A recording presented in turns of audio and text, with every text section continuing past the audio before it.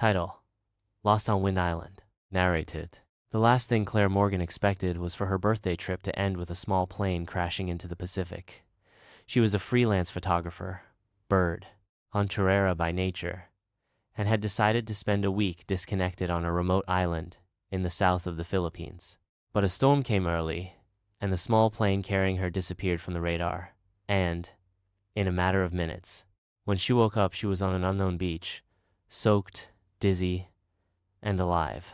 A few meters away, also covered in sand, and with a cut on his eyebrow, was Nathan Brooks, the pilot. "Where are we?" she murmured, coughing up salt water. "In the middle of nowhere," he replied, looking at her with a mixture of relief and frustration. "But we are alive, and that's something." There was no signal. No, there was help. Only dense trees, rocky coasts, and a sky that promised more rain. Claire had no choice but to trust him, although she didn't like his air sergeant attitude very much.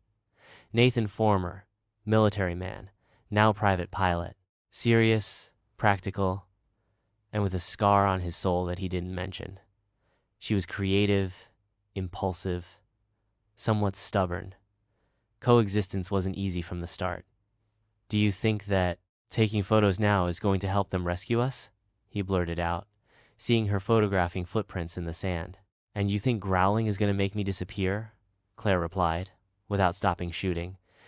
P to the island had its own plan.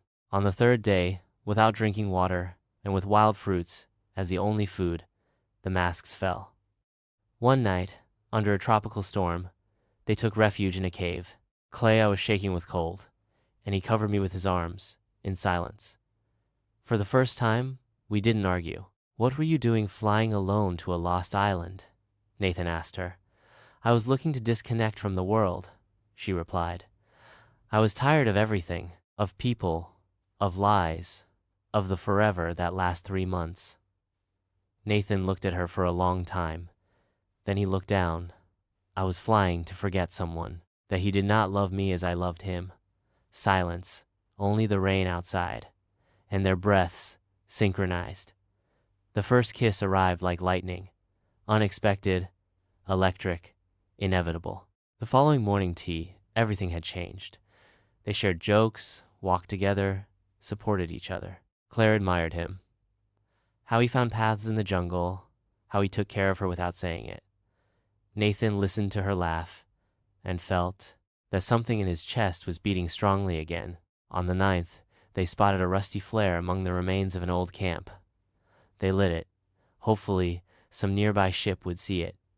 But they knew, and perhaps that was their last day together. And so it was. A fishing boat rescued them at dusk. They returned to the world, to their cities, to their separate lives. But what they experienced on that island could not be deleted.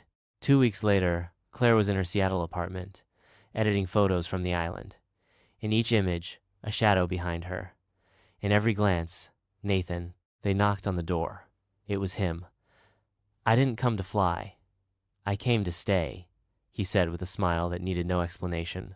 And she kissed him, knowing that some adventures don't end when you are rescued, but when the heart decides it does. End.